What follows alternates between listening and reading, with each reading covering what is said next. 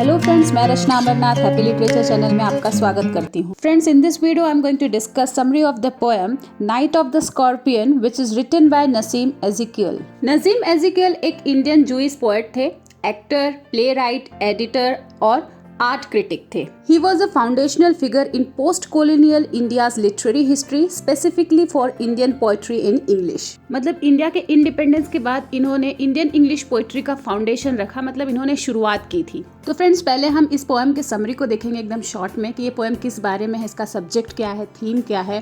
फिर इसके बाद लाइन बाय लाइन इसका हम इंटरप्रिटेशन देखेंगे। तो बेसिकली इस पोएम का जो थीम है वो है सुपरस्टिशन, जो अंधविश्वास लोगों के अंदर होता है वो है, और दूसरा है मदरहुड। तो इस पोएम के थ्रू पोएट एक रात को डिस्क्राइब करते हैं, एक नाइट को डिस्क्राइब करते हैं जो वो कभी भूल नहीं पाते। So it was a night when Scorpion bit his mother and all the superstitious villagers did irrational things rather than helping her. तो पोएट की मदर को स्कॉर्पियन ने बाइट कर लिया था, मतलब कि बिच्छू ने डंक मार दिया था। तो गांव के बहुत सारे लोग उनके घर आके इकट्ठा हुए और वो सारी चीजें कर रहे थे जो इररेशनल था, जो सुपरस्टिशियस था, जो मतलब अंधविश्वासों से भरा हुआ था। आप भी कई बार सुने होंगे कि किसी को गांव में सांप काट लिया, या फिर पहले के जमाने में किसी को सांप काट लेता था या फिर बिच्छू डंक मार देता था, तो उनको डॉक्टर के पास ले जाने के बजाय क्या करते थे, झाड़ फूंक में लग जाते थे, और इस वजह से कई बार लोगों की मौत हो जाती थी। तो बस पोएट ने भी यही मेंटालिटी को एक्सपोज किया है इस पोएम के थ्रू कि कैसे सुपरस्टिशन या फिर अंधविश्वास लोगों के दिमाग पर हावी हो जाता है, मतलब उसे डोमिनेट करने लगता है, कंट्रोल करने लगता है कि इंसान सही और गलत समझ ही नहीं पाता और दूसरों का दुख तकलीफ भी नहीं समझ पाता। और दूसरी बात जो पोएट ने यहाँ पे हाईलाइट किया है वो है मदरहुड, कि जब पोएट की माँ रिकवर हो जाती है दूसरे दिन, तो वो ये सोचकर खुश होती है कि जो भी कुछ हुआ उनके साथ हुआ, बिच्छू ने जो बाइट किया था उनको किया, ना कि उसके बच्चों को किया। तो फ्रेंड्स, अब चलिए देखते हैं इस एनालिसिस के थ्रू कि एक्चुअल में विलेजर्स जो थे उन्होंने क्या क्या चीज़ें किए जब उस रात पोएट की मदर को बिच्छू ने बाइट किया था। तो ये 8 स्टेंजा का पोएम है जिसमें कोई राइम्स नहीं है और हर स्टेंजा में डिफरेंट नंबर ऑफ लाइन्स हैं। I remember the night my mother was stung by a scorpion. 10 hours of steady rain had driven him to crawl beneath a sack of rice. So in the first stanza, poet says that he remembered well that night when her mother was stung by a scorpion. Stung means जब बिच्छू ने उनको डंक मारा. So that night there was a heavy rain which lasted for 10 hours and made scorpion to crawl beneath the sack of rice. मतलब बहुत ज़्यादा बारिश हो रही थी, करीब 10 घंटे तक बारिश हुई, और उस वजह से, बारिश की वजह से बिच्छू जब उसकी माँ को डंक मारता है वहाँ से वो भागने की कोशिश करता है और भागकर वो एक चावल के बोरे के नीचे जाकर छुप जाता है। Parting with his poison flash of a diabolic tail in the dark room he risk the rain again. तो इस स्टेंजा में पोएट ने बिच्छू को एक मॉन्स्टर से कंपेयर किया है। डायबोलिक मतलब होता है मॉन्स्टर या फिर कोई डेविल लाइक फिगर। तो यहाँ पे पोएट को बिच्छू पर बहुत ज्यादा गुस्सा आ रहा है, स्कॉर्पियन पे बहुत ज्यादा गुस्सा आ रहा है, क्योंकि स्कॉर्पियन ने पोएट की मदर को बाइट कर लिया है। और फिर दूसरे पल में उसको उसके ऊपर सिंपैथी आ रहा है, दया आ रहा है, क्योंकि इतनी ज़्यादा बारिश हो रही है बाहर और वो बिच्छू जो है उसी बारिश में बाहर चला जाता है। The peasants came like swarms of flies and burst the name of God 100 times to paralyze the evil one. जो peasants को, मतलब जो विलेजर्स थे, उनको जब इस इंसिडेंट के बारे में पता चलता है तो सारे गांव वाले जो है वो पोएट के घर आ जाते हैं।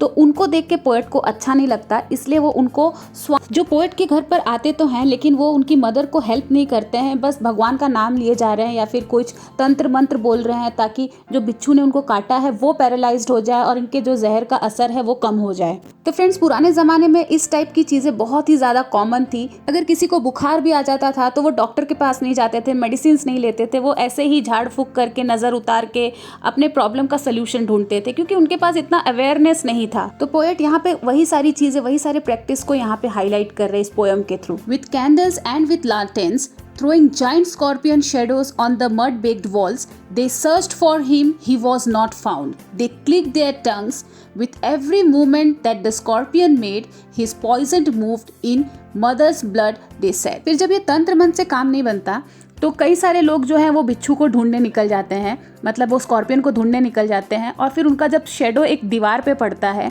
तो पोएट को लगता है कि ये खुद ही एक जाइंट स्कॉर्पियन के जैसे हैं, मतलब खुद ही एक बिच्छू जैसे हैं। पोएट इसलिए सोच रहे थे क्योंकि वो भी जो भी विलेजर्स वहाँ पर आए थे उनके ऊपर पोएट को बहुत ज़्यादा गुस्सा आ रहा था। तो बिच्छू का ढूंढने के पीछे जो रीज़न विलेजर्स ने दिया था वो ये था कि जितना ज़्यादा बिच्छू मूवमेंट करेगा, मतलब जितना ज़्यादा स्कॉर्पियन का मूवमेंट होगा, वो यहाँ से वहाँ जाएगा, उतना ज़्यादा उसके मदर के अंदर पॉइजन फैलता जाएगा। तो उसका सोल्यूशन यही है कि बिच्छू को ढूंढना है, उसको पैरालाइज करना है, उसको मतलब उसके मूवमेंट को रोकना होगा ताकि उनके पॉइजन पर कंट्रोल आ सके। तो फ्रेंड्स, पोएट ने जो भी ये सारी चीज़ें बताई है, ये सच में ऐसा होता है। मैंने भी कई बार सुना है ये चीज़ों को। अगर आपने भी कभी सुना है, आपने भी एक्सपीरियंस किया है, तो आप मुझे कमेंट सेक्शन में लिखिए। अगर आपको ये वीडियो अच्छा लग रहा है तो प्लीज़ इसे लाइक कर दीजिए, साथ ही साथ चैनल को भी सब्सक्राइब कर लीजिए। May he sit still, they said, may the sin of your previous birth be burn tonight, they said, may your suffering decrease the misfortune of your next birth, they said, may the sum of all evil balanced in this unreal world against the sum of good become diminished by your pain।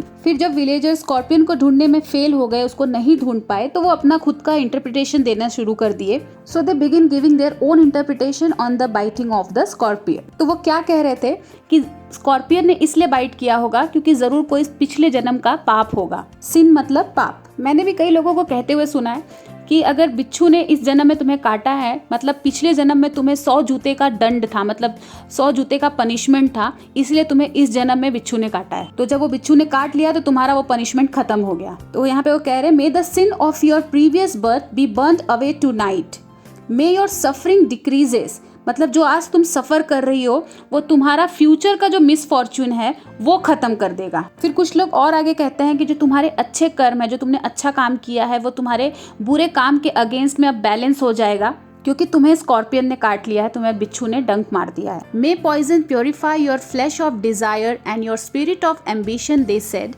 and sat around on the floor with my mother in the center, the piece of understanding on each face। फिर कुछ और लोग कहते हैं कि ये बिच्छू के डंक के वजह से, बिच्छू के काटने के वजह से तुम्हारे जो फ्लैश ऑफ डिज़ायर है वो प्योरीफाई हो जाएंगे, वो शुद्ध हो जाएंगे, और जो तुम्हारी स्पिरिट है वो प्योरीफाई हो जाएगी, वो शुद्ध हो जाएगी। और अपने ये थॉट्स को लेकर वो उसके मदर के आसपास बैठते हैं और एकदम शांति से बैठते हैं, एकदम पीसफुल माइंड के साथ बैठते हैं कि जैसे कुछ हुआ नहीं है। लेकिन दूसरी तरफ उनकी माँ जो है वो दर्द से तड़प रही है और उसके लिए वो लोग कुछ नहीं कर रहे हैं। Now let's see the 7th stanza. More candles, more lanterns, more neighbors, more insect and the endless rain. My mother twisted through and through. Through and through मतलब एक एंड से दूसरे एंड पे वो सिर्फ ट्विस्ट कर रही है। Groaning on a mat मतलब दर्द से कहरा रही है। My father, skeptic, rationalist, trying every curse and blessing, powder, mixture, herb and hybrid. Even poured a little paraffin. Paraffin एक कुछ वैक्स के जैसा होता है, फ्लेमेबल होता है, जिससे मतलब थोड़ा सा आग लग सकता है। Upon the beaten toe and put a match to it. So poet here saying that more and more people come with candles and lantern. और भी ज़्यादा लोग आ गए वहाँ पर, इकट्ठा हो गए। With his mother, however, crying and rolling on the mat with a severe pain. मतलब उसकी मदर को बहुत ज़्यादा पेन हो रहा है, लेकिन लोग कुछ भी नहीं कर रहे हैं, सिर्फ अपने रिचुअल्स में, अपने जो सुपरस्टिशन है उसके थ्रू उनको क्योर करने की कोशिश कर रहे हैं। लेकिन पोएट के फादर जो हैं वो ये सब चीज़ों पे ट्रस्ट नहीं कर रहे, उसके भरोसे नहीं है। वो अपनी तरफ से कुछ एफर्ट लगा रहे हैं, वो कुछ पाउडर लगा रहे हैं, कुछ हर्ब्स लगा रहे हैं, पैराफिन लगा दिए। पैराफिन कुछ एक फ्लेमेबल जेल जैसा कुछ होता है, वैक्स जैसा, वो अंगूठे पे लगाए और उसको जलाए ताकि जो जहर का असर है वो कम हो जाए। और ये सारी चीज़ें जो है पोएट देख रहे हैं। फिर 20 आवर्स के बाद पॉइजन का असर खत्म हो गया और उनकी मदर को पेन से रिलीफ मिल गया। My mother only said, thank God the scorpion picked on me and spared my children. So the last line is quite emotional and heart touching. It reflects the motherhood of a lady. Poet says that after recovering from the poison, जब poison का असर खत्म हो गया तो उनकी mother ने क्या बोला? Thank God the scorpion picked on me and spared my children. अच्छा हुआ, मतलब वो भगवान को थैंक्स कर रही है कि स्कॉर्पियन ने उनको बाइट किया और उनके बच्चों को छोड़ दिया। तो फ्रेंड्स, बहुत ही अच्छा पोएम था। आई होप ये आपको समझ में आ गया हो। तो इस वीडियो में बस इतना ही। अगर आपको ये वीडियो अच्छा लगा है तो प्लीज़ इसे लाइक कर दीजिए, साथ ही साथ चैनल को भी सब्सक्राइब कर लीजिए। तो मिलते हैं मेरे नेक्स्ट वीडियो में एक नए टॉपिक के साथ। तब तक के लिए आप अपना ख्याल रखिए। बाय।